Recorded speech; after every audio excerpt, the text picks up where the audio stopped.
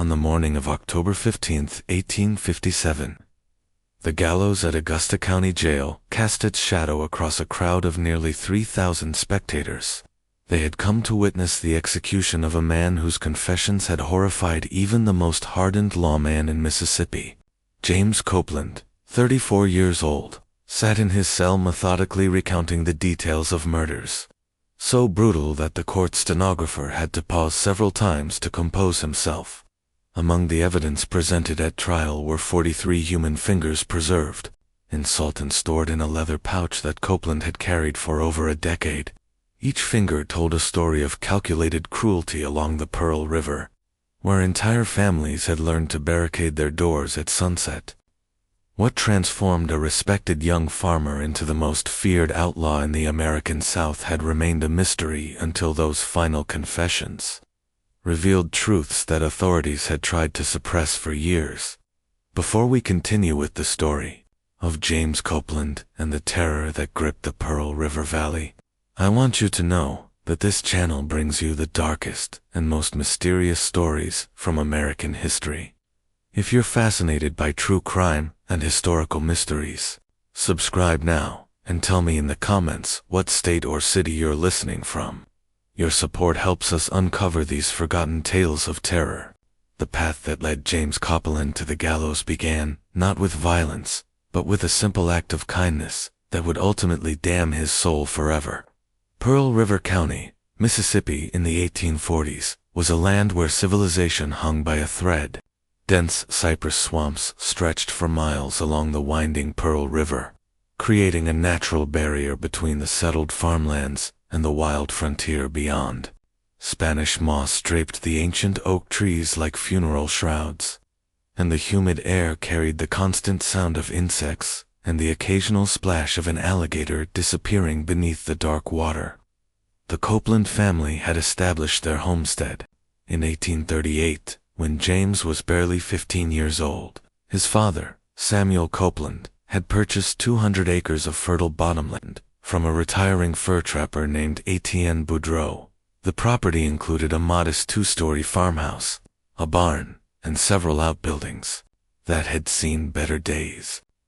Samuel Copeland was known throughout the county as an honest man who paid his debts and treated his neighbors with respect.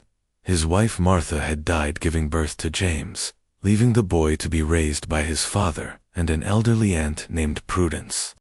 Young James possessed an unusual combination of intelligence and physical strength. He could read and write better than most men, twice his age. Yet, he could also fell a tree or break a horse with remarkable skill. Neighbors often remarked that he had his mother's gentle eyes and his father's strong hands. By 1842, when James reached 19, he had become one of the most eligible bachelors in the county. He stood 6 feet tall with dark hair and piercing blue eyes that seemed to see right through a person. The Pearl River served as both lifeline and highway for the scattered communities along its banks. Steamboats brought supplies and news from New Orleans, while smaller vessels carried cotton, timber, and other goods downstream to market. The river also attracted less savory characters, gamblers, confidence men, and outlaws, who used the labyrinthian swamps as hideouts between their crimes. Sheriff Thomas Bullock, a veteran of the Creek Wars, did his best to maintain order, but his jurisdiction covered over 800 square miles of some of the most challenging terrain in Mississippi. In 1843, James Copeland met Elizabeth Hartwell at a harvest festival in Columbia, the county seat.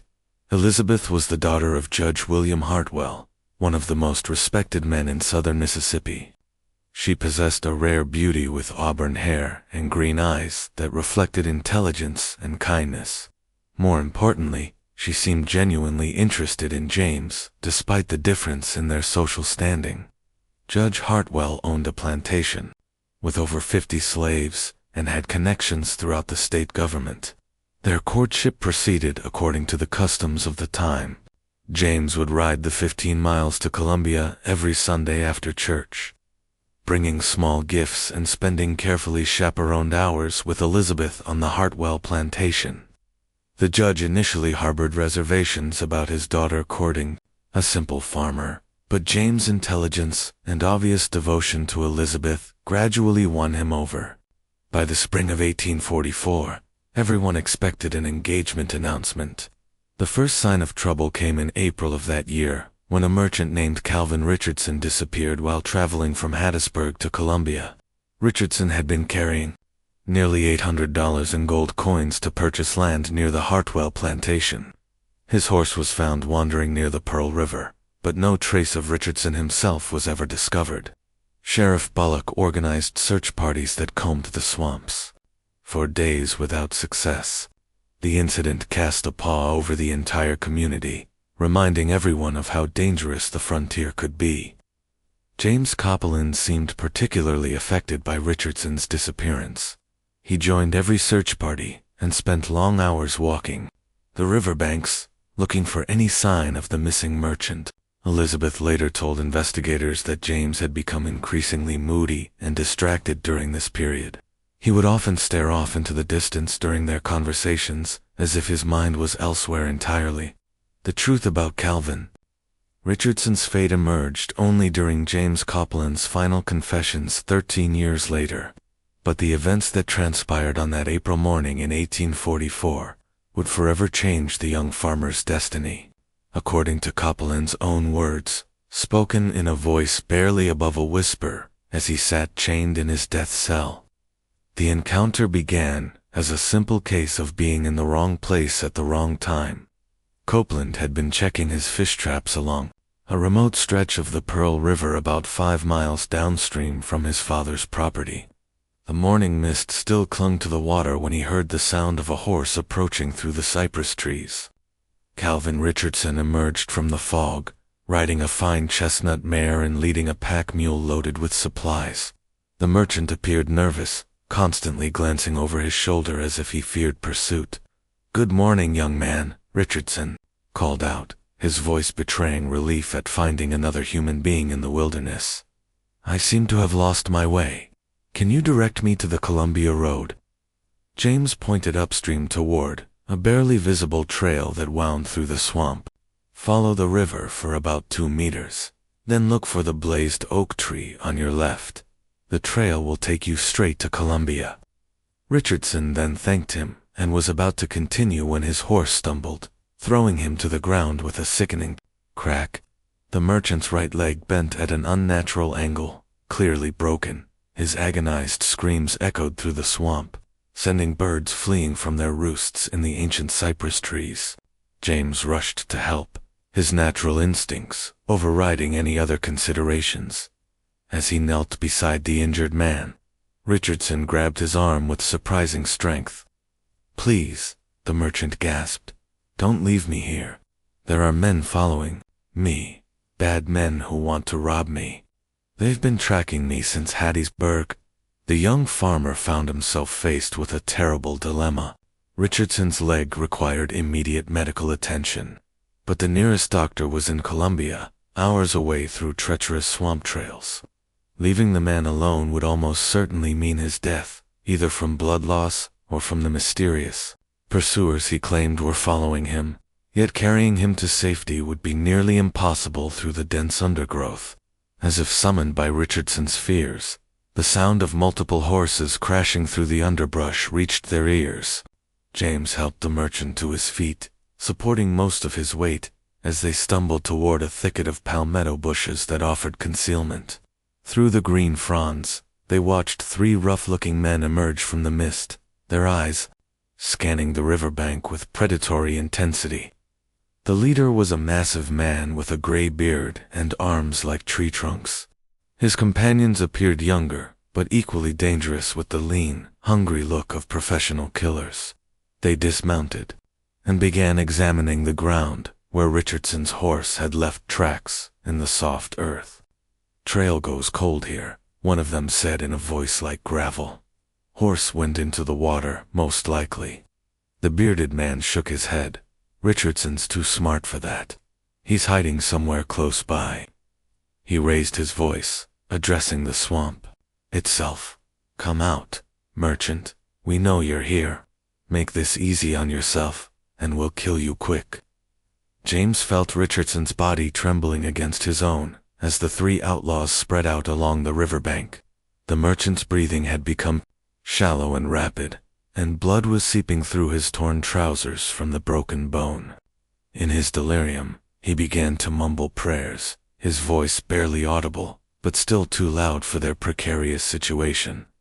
One of the younger outlaws froze, tilting his head like a hunting dog catching a scent. "You hear that, Gideon? Sounds like someone praying." The bearded leader, apparently named Gideon, drew a long knife from his belt. The blade gleamed wickedly in the filtered sunlight. "Richardson, last chance to show yourself. Come out now, and we'll make it quick. Make us hunt you down, and we'll take our time with you." James Copeland faced a choice that would haunt him for the rest of his life. He could remain hidden and watch these men torture and murder an innocent person, or he could reveal himself and almost certainly share Richardson's fate. The merchant's prayers grew louder as his pain intensified, and James knew their hiding place would be discovered within minutes. What happened next? According to confession occurred in a blur of violence that seemed to last forever, yet was over in seconds. As Gideon and his men closed in on their hiding place, James made his decision. But instead of revealing himself to save Richardson, he pressed his hand firmly over the merchant's mouth, cutting off both prayers and breath. Richardson's eyes widened in terror as he realized what was happening, but his broken leg prevented any effective resistance. James held his hand in place until Richardson's struggles ceased, his own heart hammering so loudly he was certain the outlaws would hear it. The merchant's body went limp, and James gently lowered him to the ground, behind the palmetto bushes. He had chosen his own survival over the life of an innocent man, a choice that would echo through every subsequent crime he committed. The outlaws searched for another hour before giving up their hunt, as their horses' hoofbeats faded into the distance. James Copeland found himself alone with Calvin Richardson's corpse, and a terrible realization of what he had become. The merchant's lifeless eyes stared accusingly at the cypress canopy above, and his mouth remained open in a silent scream of betrayal. But James's ordeal was far from over, as he knelt beside the body, trying to comprehend what he had done. His eyes fell upon the leather saddlebags that had fallen from Richardson's horse during the accident. One of them had burst open, spilling gold coins across the moss-covered ground. James counted nearly $800, more money than his family would see in 5 years of farming. The sight of that gold triggered something dark in James' mind. Richardson was already dead, killed by his own hand to ensure their mutual silence. The merchant had no family in Mississippi, no one who would come looking for him. The three outlaws believed he had escaped, and the local authorities would assume he had been murdered by bandits or killed by wild animals in the swamp. If James simply disposed of the body and kept the gold, no one would ever know what had really happened. Yet, even as these thoughts formed, James realized he faced a practical problem. Richardson's body would eventually be discovered, and the broken leg would tell a story that didn't match death by drowning or animal attack. Moreover, the merchant wore a distinctive gold ring that bore his initials, and his clothes were of fine quality that would be easily recognized. Any investigation would eventually trace back to the last person seen in this area, which was James himself. It was then that James Copeland committed his first act of deliberate mutilation. Using Richardson's own knife, he carefully removed the merchant's ring finger, ensuring that the distinctive jewelry could never be traced back to its owner. The act filled him with revulsion. Yet, he found the process strangely methodical, almost soothing in its precision. He wrapped the severed finger in a piece of cloth, torn from Richardson's shirt, and placed it in his pocket, though he could not have explained why he chose to keep it. The rest of Richardson's body went into the river, weighted down with stones, and pushed into a deep pool, where alligators would dispose of any remaining evidence. James kept the gold, the knife, and that first severed finger, he told himself. It was purely practical, a way to ensure his secret remained buried forever. But deep in his heart, he knew something fundamental had changed within him. The transformation was not immediate. For several weeks after Richardson's death, James continued his normal routine of farming and courting Elizabeth Hartwell. He used small amounts of the gold to make improvements to his father's property, claiming he had sold some cattle to a trader passing through. Samuel Copeland was pleased to see his son taking such initiative, never suspecting that the money had been purchased with blood. Elizabeth noticed changes in James's behavior, subtle at first, but growing more pronounced as the months passed. He became more possessive of her time and attention, less willing to tolerate the company of other suitors who might call upon her. His eyes, which had once sparkled with warmth and humor, now held a coldness that made her uncomfortable. When she mentioned these concerns to her father, Judge Hartwell dismissed them as the natural jealousy of a young man in love. The second murder occurred in September of 1844, just 5 months after Richardson's death. This time, the victim was a traveling preacher named Reverend Augustus Fleming, who had been conducting revival meetings throughout Pearl River County. Fleming was known for carrying substantial donations from his congregations, money intended for a new church in Mobile, Alabama. According to Copeland's confession, he had not planned to kill Reverend Fleming. The preacher's death resulted from what James described as an opportunity that presented itself. Fleming had stopped at the Copeland farm to water his horse and share a meal with the family. Samuel Copeland was honored to host the man of God, and the evening passed pleasantly, with readings from Scripture and discussions of spiritual matters. As Fleming prepared to depart the next morning, he made a fatal mistake. He mentioned to James that he was carrying over $400 in donations and asked for directions to the safest route toward Mobile. The preacher's trusting nature and obvious wealth triggered the same dark impulses that had led to Richardson's death. James volunteered to guide Fleming through the swamp to the main Mobile road, claiming knowledge of shortcuts that would save the preacher several hours of travel time. Samuel Copeland blessed their journey and watched them disappear into the morning mist, never suspecting that he would never see Reverend Fleming alive again. The killing took place at a remote crossing where an old logging road met the river. James struck the preacher from behind with a heavy tree branch, then finished him with Richardson's knife while Fleming lay unconscious on the ground. This time the act felt easier, more natural. The revulsion he had experienced with Richardson was replaced by a cold efficiency that disturbed him, even as he embraced it.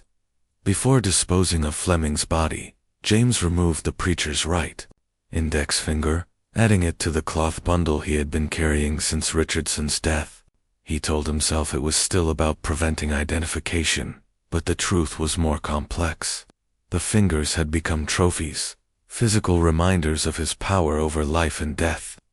News of Reverend Fleming's disappearance spread throughout southern Mississippi like wildfire. Unlike Calvin Richardson, who had few connections in the area, the preacher was widely known and beloved. Churches across 3 counties organized search parties, and even the state government offered a reward for information about his fate. Sheriff Thomas Bullock found himself under intense pressure to solve the case, particularly from religious leaders who demanded justice for their fallen brother. James Copeland joined the searches with apparent enthusiasm, volunteering countless hours to comb the swamps and back roads for any trace of the missing preacher.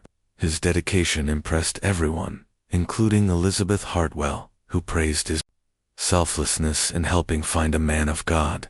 Samuel Copeland beamed with pride at his son's community spirit, never imagining that James knew exactly where Reverend Fleming's remains were feeding the catfish in a deep pool of the Pearl River.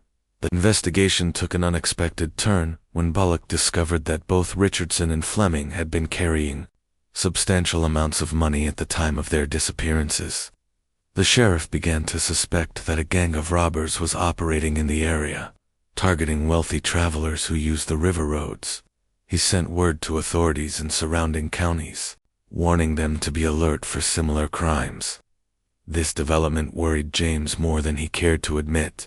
2 disappearances might be coincidence, but a pattern would inevitably draw unwanted attention to anyone who had been in the area during both incidents.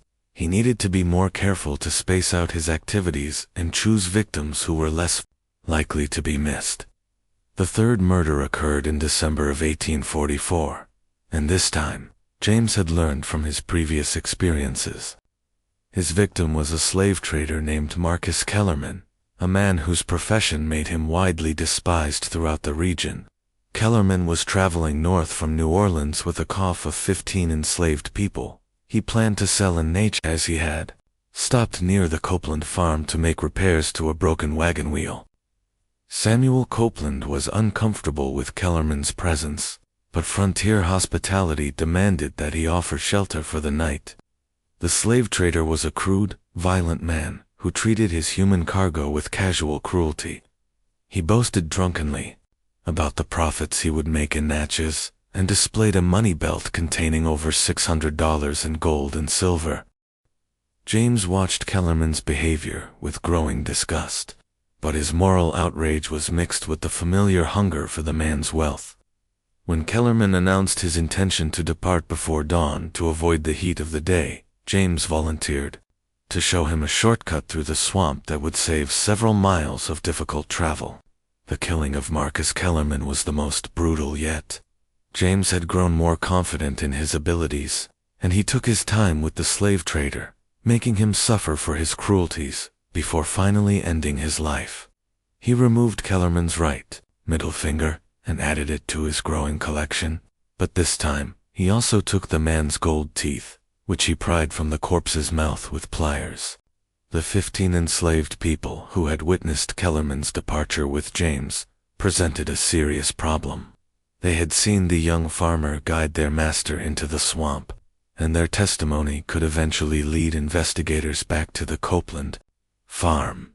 James solved this problem with characteristic ruthlessness, leading the confused and frightened people deeper into the swamp and then abandoning them without food, water, or knowledge of the local geography.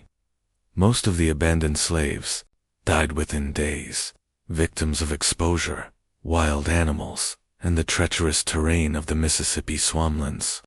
3 managed to reach safety, but they were quickly recaptured by slave catchers and sold to new masters in distant states. Their stories of Kellerman's disappearance were dismissed as attempts to avoid punishment for running away. By 1845, James Copeland had killed 6 people and accumulated nearly $3,000 in stolen money. His collection of severed fingers had grown to include trophies from each victim, carefully preserved in salt and stored in a leather pouch he kept hidden beneath the floorboards of his room. The methodical nature of the mutilations had evolved from practical necessity into ritualistic obsession. The murders had also attracted the attention of Gideon McCready, the bearded outlaw leader whose pursuit of Calvin Richardson had indirectly led to James's first killing. McCready was the head of a loosely organized gang of thieves and murderers who operated throughout the river parishes of Louisiana and Mississippi. He had been watching reports of the disappearances with professional interest. Recognizing the work of someone who might be useful to his organization, McCready made contact with James through a series of carefully arranged meetings, each one designed to test the young farmer's reliability and ruthlessness. The outlaw leader was impressed by James' intelligence and his ability to deflect suspicion from himself, but he was particularly intrigued by the rumors of mutilation that had begun to circulate among the criminal underworld. The partnership that developed between Copeland and McCready's gang would terrorize the Pearl River Valley for the next 2 years. James provided local knowledge and legitimate cover for the gang's activities, while McCready offered protection and access to more lucrative targets. The severed fingers became James's signature, a calling card that struck fear into the hearts of potential victims and marked him as a killer worthy of respect among his criminal peers. Elizabeth Hartwell began to notice more troubling changes in her fiancé's behavior during this period. James had formally proposed marriage in the spring of 1845, and Judge Hartwell had given his blessing to the union. The wedding was planned for the following October. but Elizabeth found herself growing increasingly uncomfortable with the man she had agreed to marry. James' eyes had developed a predatory quality that reminded her of the way cats watched mice. Before pouncing, he spoke less frequently, but with greater intensity, and his conversations often turned to topics of violence and death that seemed inappropriate for a respectable farmer. Most disturbing of all, he had begun collecting knives and other weapons, claiming they were tools needed for farm work, but displaying them with an enthusiasm that seemed excessive. The turning point came in August of 1845, when James and McCrady's gang attacked a riverboat called the Southern Belle as it made its way upstream toward Columbia. The boat was carrying 12 passengers, including 2 families with young children, and a cargo hold filled with valuable goods bound for merchants in the interior. The attack was meticulously planned and executed with military precision. James had scouted the boat's schedule and identified the best location for an ambush, a narrow bend in the river where the current forced the vessel close to shore. McCrady's men boarded the boat from both sides, overwhelming the small crew before they could mount any effective resistance. What followed was a massacre that shocked even hardened criminals. The gang systematically robbed and murdered every person aboard the Southern Belle, showing no mercy for age or gender. James personally killed 3 of the passengers, including a young mother who had been traveling to Columbia to attend her sister's wedding. He removed the woman's ring finger as a trophy, along with her gold wedding band and pearl necklace.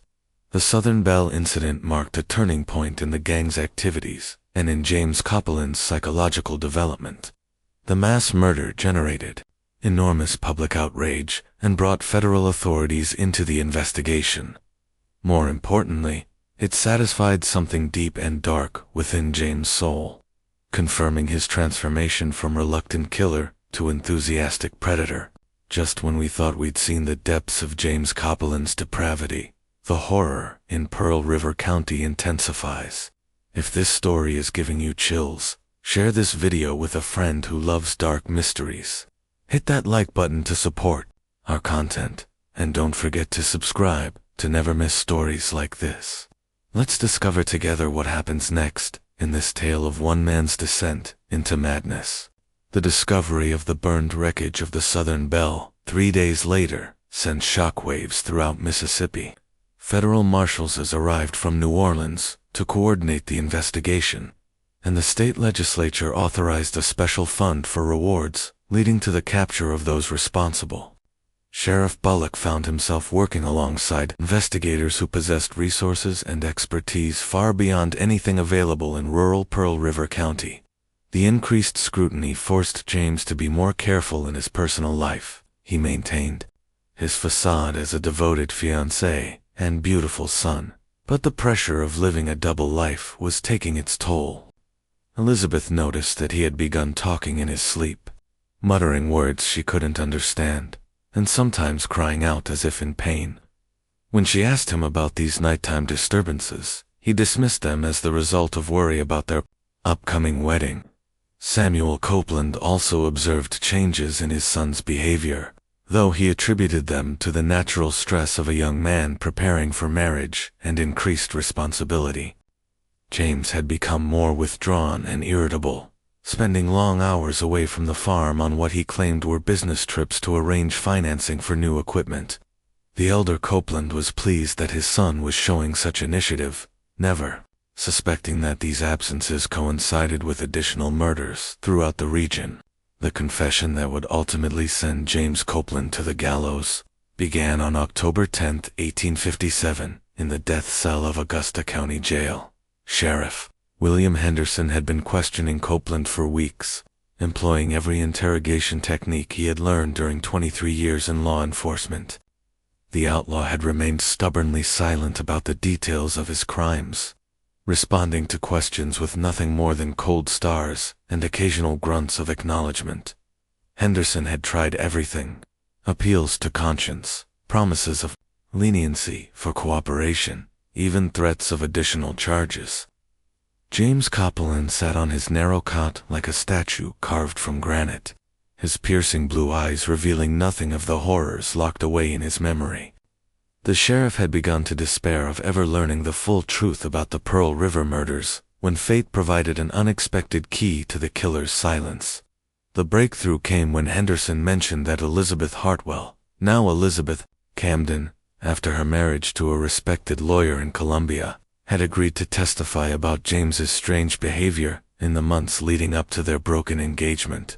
The sheriff had intended this as merely another piece of evidence to present at trial, but he noticed an immediate change in the prisoner's demeanor when her name was spoken. The mention of Elizabeth's name seemed to crack something fundamental inside James Copeland. His rigid posture slumped, and his hands, which had remained steady through weeks of interrogation, began to tremble uncontrollably. For the first time since his capture, tears began to flow down his weathered cheeks, leaving glistening tracks through the accumulated grime of captivity. "Elizabeth," he whispered, the name emerging from his lips like a prayer spoken in a forgotten language. "Sweet, beautiful Elizabeth, does she know what I became?" Sheriff Henderson recognized the moment for what it was, and carefully modulated his voice to match James's subdued tone. "She knows you were arrested, James. She knows about the charges, but she doesn't know the details, not yet. She could still remember you as the young farmer she once loved. If you help us understand what happened to that man."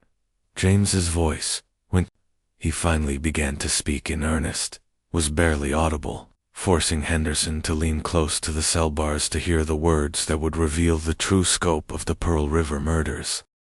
The sheriff had prepared for this moment by bringing extra paper and ink, but nothing could have prepared him for the magnitude of the confessions that would pour forth over the next 3 days. "I loved her," James whispered, his hands gripping the iron bars with such force that his knuckles turned white. "Everything I did, every choice I made in those early days, was to become worthy of her love. I wanted to be more than just a simple farmer, scratching out a living from Mississippi mud. I wanted to give her the life she deserved, the life her father's wealth could provide, but that my honest labor never could."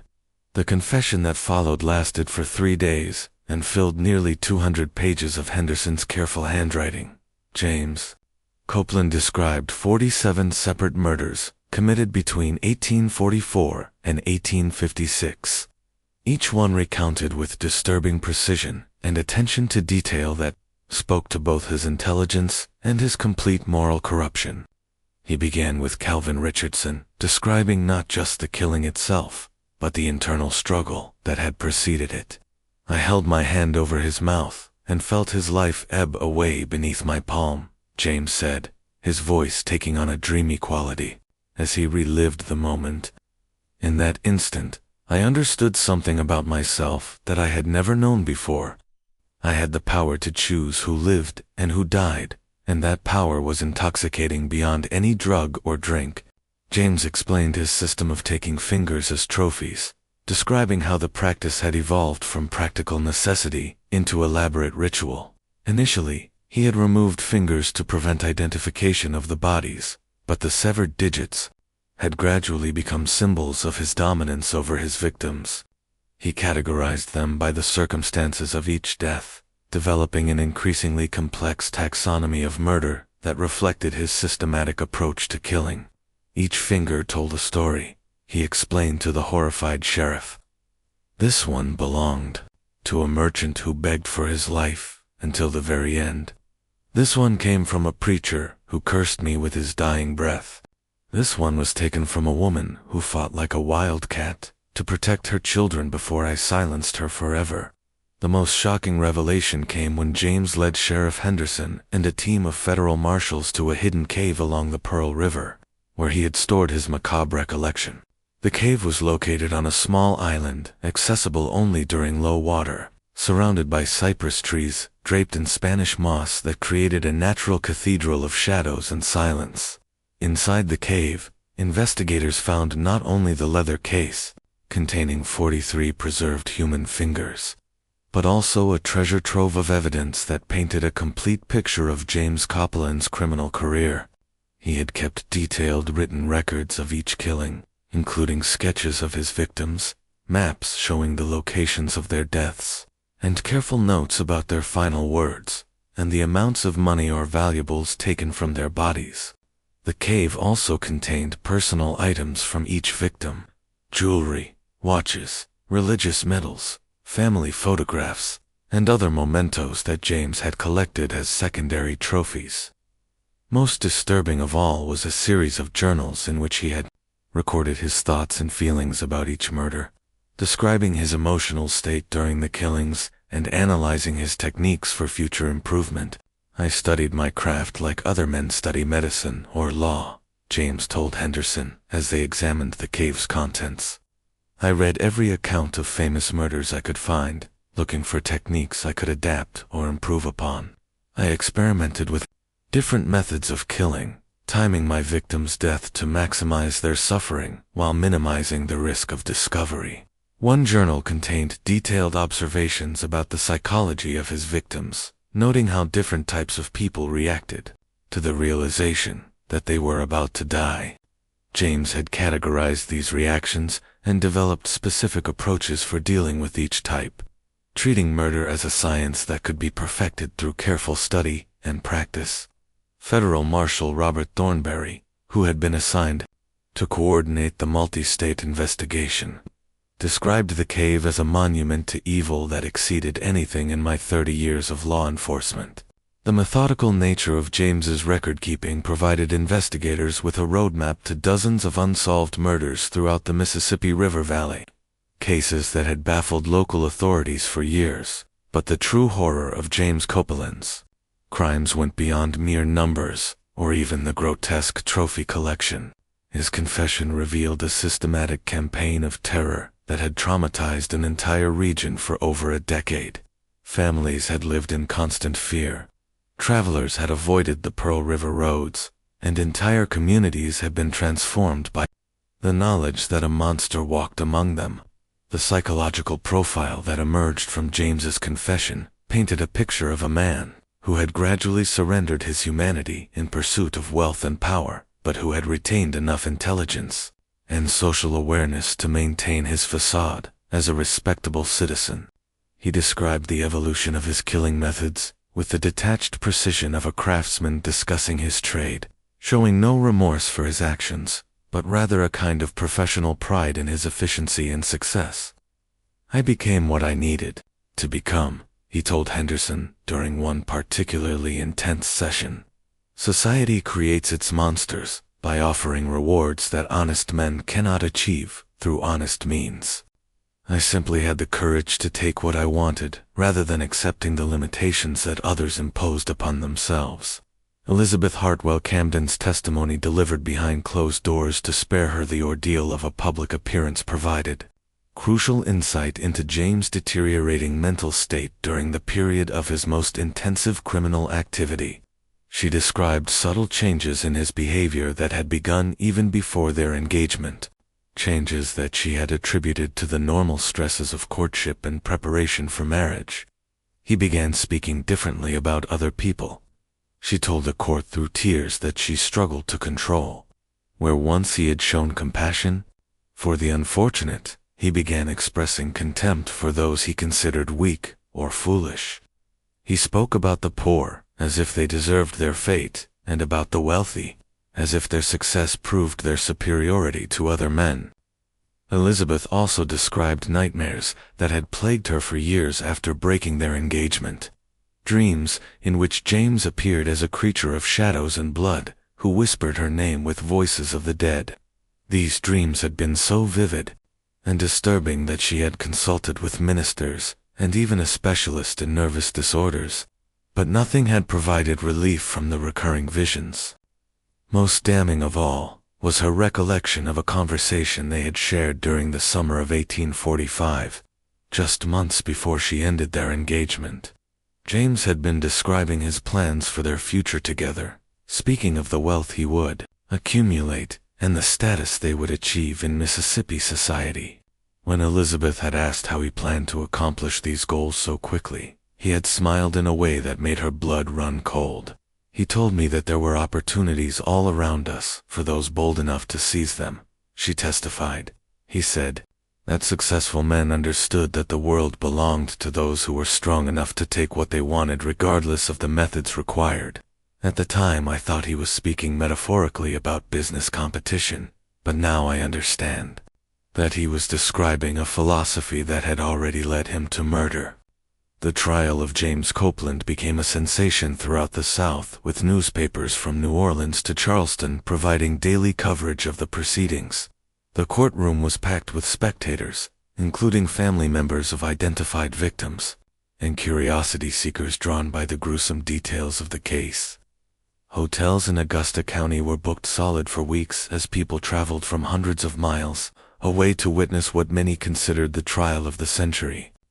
Judge Harrison Pembroke, a veteran of some of Mississippi's most notorious criminal trials, described the Copeland case as the most disturbing he had ever encountered. A dignified man in his 60s who had presided over everything from slave rebellions to political assassinations, Pembroke found himself genuinely shaken by the evidence presented in his courtroom. In 40 years on the bench, he told colleagues privately, "I have never encountered such calculated evil. This man destroyed lives, not from passion or desperation, but from a cold calculation that human beings were merely obstacles to his ambitions. He represents a type of criminal that our legal system was never designed to address." The defense attorney, a young lawyer named Robert Sinclair, who had been appointed by the court when no experienced counsel would accept the case, attempted to argue that his client was insane and therefore not responsible for his actions. Sinclair brought in alienists from as far away as Philadelphia to testify about James' mental condition, presenting theories about moral insanity and inherited criminal tendencies that were at the cutting edge of medical knowledge. Dr. Hamilton Breenidge, a prominent alienist from the Philadelphia Hospital for the Insane, testified that James displayed symptoms of what he termed constitutional moral deficiency, a condition in which the sufferer possessed normal intellectual capabilities but lacked the emotional capacity for empathy or guilt. Breenidge argued that such individuals could not be held fully responsible for their actions because they were incapable of understanding the moral dimensions of their behavior. However, the insanity defense was undermined by the methodical nature of the crimes and the obvious planning that had gone into each murder. The prosecution effectively argued that James' detailed records and systematic approach to killing demonstrated clear awareness of right and wrong, even if he chose to ignore moral constraints in pursuit of his goals. James himself refused to cooperate with the insanity defense, insisting that he was fully aware of his actions and accepted responsibility for every death. His calm demeanor during the trial unnerved spectators and seemed to support the prosecution's contention that he was a calculating killer who deserved no mercy from the court. "I am not insane," he declared during one of the few times he spoke in his own defense. "I made conscious choices based on rational calculations about my own interests. If that makes me a monster, then so be it. But do not diminish my crimes by pretending that I was not fully aware of their consequences." The prosecution was led by District Attorney Charles Waverly, an ambitious politician who had built his career on high-profile criminal cases and who recognized that the Copeland trial could establish his reputation as one of the South's premier legal minds. Waverly had spent months preparing for the case, consulting with experts from across the country, and developing a presentation that would methodically demonstrate the scope of James' crimes.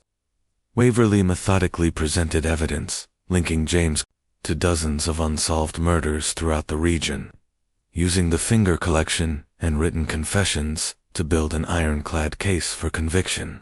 He painted a picture of a predator who had posed as a respected member of the community while systematically murdering innocent people for profit, describing each crime in enough detail to horrify the jury while stopping short of the most graphic elements that might cause a mistrial.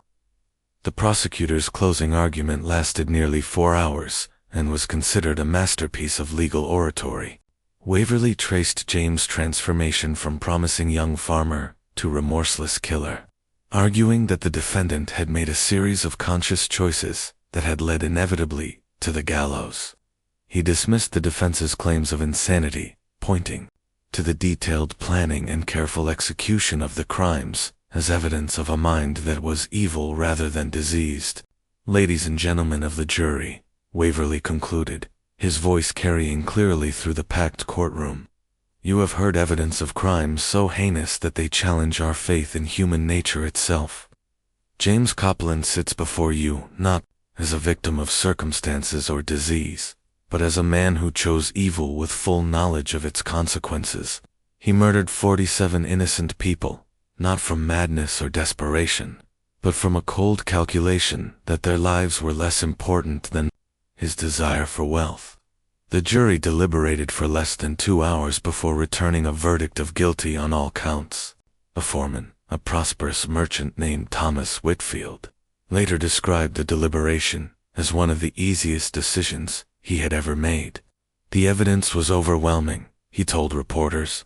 "We spent most of our time discussing whether we had any choice but to recommend death, and we concluded that justice demanded nothing less than the ultimate penalty." Judge Pembroke sentenced James Copeland to death by hanging to be carried out on October 15, 1857. The condemned man received the sentence with the same calm composure he had maintained throughout the trial, nodding slightly as if the verdict confirmed something he had already accepted. When asked if he had any final words for the court, James stood slowly and addressed the packed courtroom in a clear, steady voice. "I have received the justice I deserve," he said, his eyes scanning the faces of the spectators. "I do not ask for mercy, nor do I claim innocence of the crimes for which I have been convicted. I hope that my fate will serve as a warning to any who might be tempted to follow the path I chose. There is no treasure worth the price of a man's soul." James spent his final weeks in Augusta County Jail, working with Sheriff Henderson to identify additional victims and provide closure for families who had lost loved ones to his killing spree. His cooperation led to the recovery of several more bodies and helped solve murders that had baffled investigators for years. He drew detailed maps showing the locations of burial sites and provided descriptions that allowed searchers to find remains that had been hidden for over a decade. Some observers suggested that James was seeking redemption through these final acts of honesty, but Sheriff Henderson came to believe that the condemned man simply enjoyed reliving his crimes one last time. He described each murder with the same enthusiasm that other men might show when recounting their greatest achievements. Henderson later wrote in his memoir, "I came to understand that killing had given his life meaning and purpose, and that helping us solve these cases allowed him to feel important and valuable again." The process of identifying victims and recovering bodies continued almost until the day of execution. James led investigators to burial sites throughout 3 counties, revealing a network of hidden graves that testified to the true scope of his criminal career. In some cases, he had killed entire families and buried them together in mass graves that were carefully concealed beneath fallen logs or dense thicket.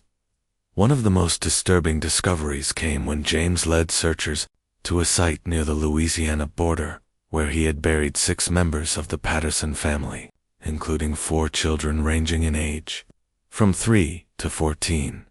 The Pattersons had been traveling from Georgia to Texas when they encountered James on a remote stretch of the Pearl River Road. He had murdered them all for the modest sum of $47 and a gold pocket watch. "I told them I was a minister traveling to spread the gospel," James recalled with what seemed like genuine fondness for the memory.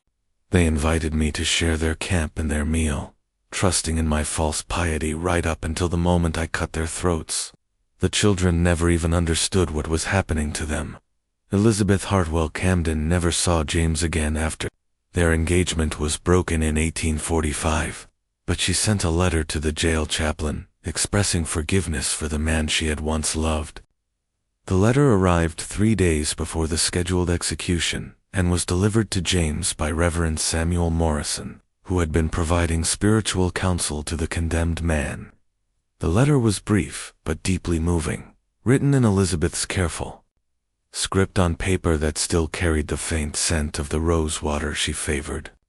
She wrote that she had spent 12 years trying to understand how the gentle young man she had known could have become the monster described in the newspapers, and that she had finally found peace through prayer and forgiveness.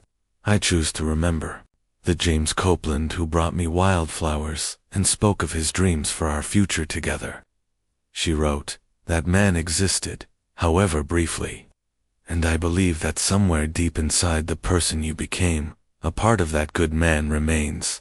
I pray that you will find him again before you face your final judgment.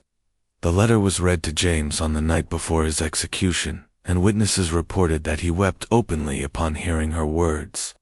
The jail chaplain later described it as the only time he had seen the condemned man display genuine emotion, though he remained uncertain whether James's tears reflected remorse for his crimes or merely grief for the life he had lost through his own choices. James dictated a response to Elizabeth's letter, a rambling confession that filled 8 pages and took nearly 2 hours to complete.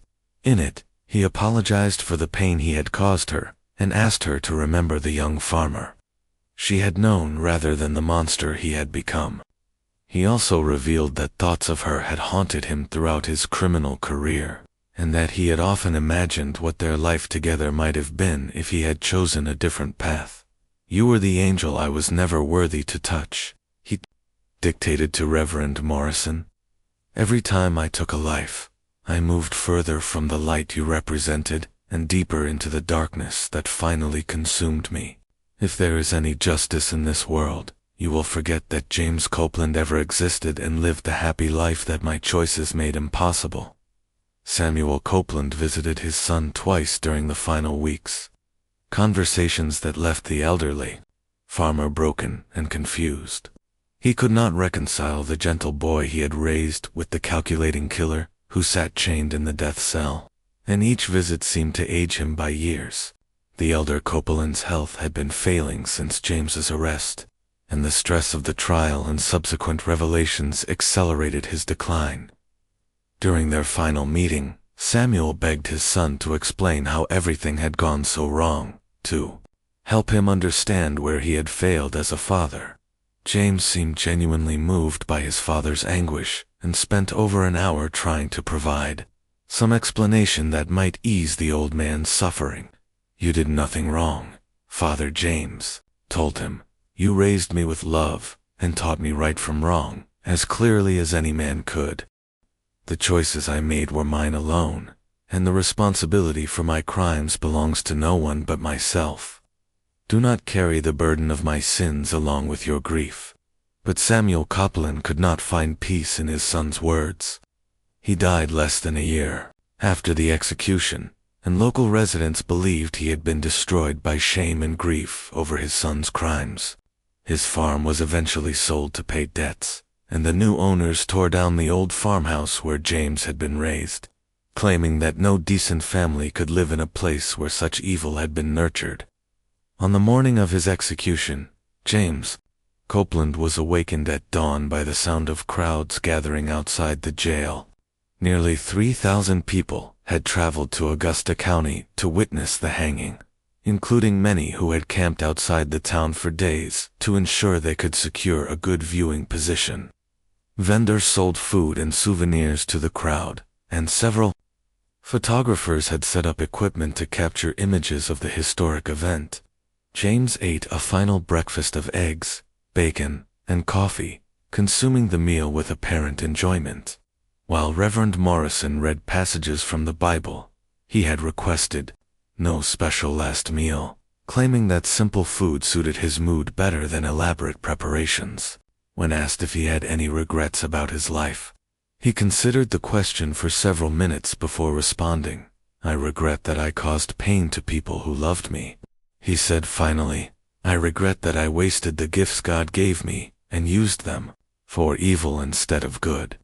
But I do not regret the choices that brought me to this place, because they were made by a man who was fully aware of their consequences. To regret them now would be to deny the very essence of who I became, At 10:30 in the morning, James was escorted to the gallows by Sheriff Henderson and 2 federal marshals. He had refused the traditional black hood, preferring to face his death with open eyes, and he walked to the scaffold with steady steps that betrayed no fear or hesitation. The crowd fell silent as he climbed the 13 steps to the platform, and even the vendors stopped their calling to watch the final moments of one of the most notorious criminals in American history. James was offered the opportunity to address the crowd, a tradition that he accepted with apparent gratitude. He stepped forward to the edge of the platform and spoke in a clear, strong voice that carried across the sea of upturned faces below. "I have confessed my crimes and accepted my punishment," he said, his hands steady despite the restraints that bound them. "Let my death serve as a warning to any who might follow the path I chose. There is no treasure worth the price of a man's soul, and no amount of gold can purchase peace for a conscience stained with innocent blood. I go to my death with the hope that my example will prevent others from making the choices that have brought me to this gallows." The executioner, a professional hangman brought in from New Orleans for the occasion, made final adjustments to the noose and asked James if he had any last words. The condemned man shook his head and closed his eyes, appearing to offer a silent prayer in the moments before the trap was sprung. The hanging was carried out at exactly 11:47 in the morning, and James Copeland died instantly when his neck snapped from the force of the fall. Dr. Henry Caldwell, the county physician, pronounced him dead after checking for a pulse and examining his eyes for signs of life. The body was allowed to hang for 15 minutes to ensure that death was complete, then cut down and placed in a plain wooden coffin that had been constructed by the jail carpenter. James Copeland's body was buried in an unmarked grave in the prison cemetery, attended only by Reverend Morrison and 2 gravediggers, who had been paid to maintain silence about the exact location of the burial site. Local authorities feared that the grave might become a shrine for those who admired his criminal exploits, or a target for those seeking gruesome souvenirs of his crimes. The leather pouch containing 43 human fingers was destroyed by fire in a ceremony attended by representatives of law enforcement agencies throughout the South.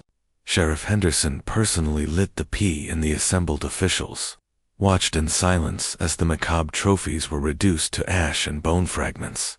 The ashes were then scattered in the Pearl River, returning the remains of the victims to the waters where many of their bodies had been disposed of by their killer.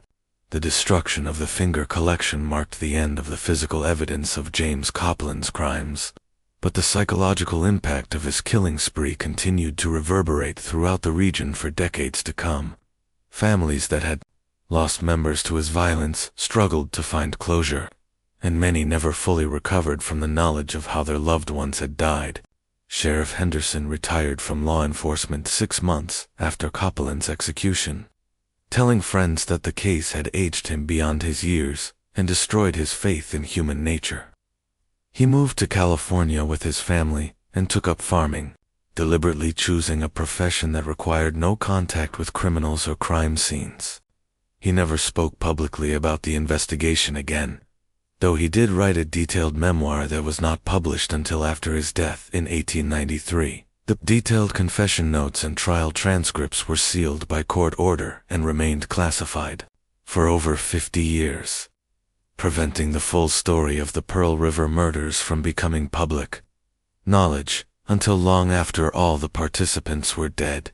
When the documents were finally released in 1910, they caused a sensation among criminologists and historians, who recognized them as one of the most complete records of serial murder in American legal history. Dr. Hamilton Breenidge, the Philadelphia alienist who had testified about James's mental condition, used the case as the foundation for a groundbreaking study of criminal psychology that was published in 1862. His work established many of the principles that would later be incorporated into modern forensic psychiatry and criminal profiling. The Copeland case fundamentally changed law enforcement practices throughout the American South. It demonstrated the need for better communication between jurisdictions and lead to the establishment of the first regional criminal identification systems.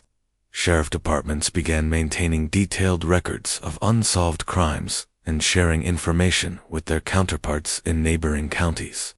Practices that helped solve numerous cases that might otherwise have remained mysteries. The methodical nature of James' record-keeping also influenced early studies of criminal behavior and contributed to the development of investigative techniques that are still used today. His detailed journals provided insights into the mind of a serial killer that had never been available to researchers before, and his systematic approach to murder helped establish patterns that investigators could look for in future cases. The Pearl River region slowly healed from the trauma of the Copeland years, but the scars left by his crimes never fully disappeared. Towns that had been terrorized by his presence gradually returned to normal life, but older residents continued to tell stories about the dark period when no one felt safe traveling the river roads after sunset. Even today, more than a century and a half later, local residents speak in hushed tones about the man who collected fingers as trophies and turned a peaceful farming community into a landscape of fear. Historical markers have been erected at several sites associated with his crimes, and the cave where he stored his grisly collection has become a destination for those interested in the darker aspects of American history. The James Copeland case remains one of the most thoroughly documented examples of serial murder in American criminal history, a testament to both the evil that human beings are capable of committing and the determination of law enforcement officers to seek justice for the innocent victims of that evil.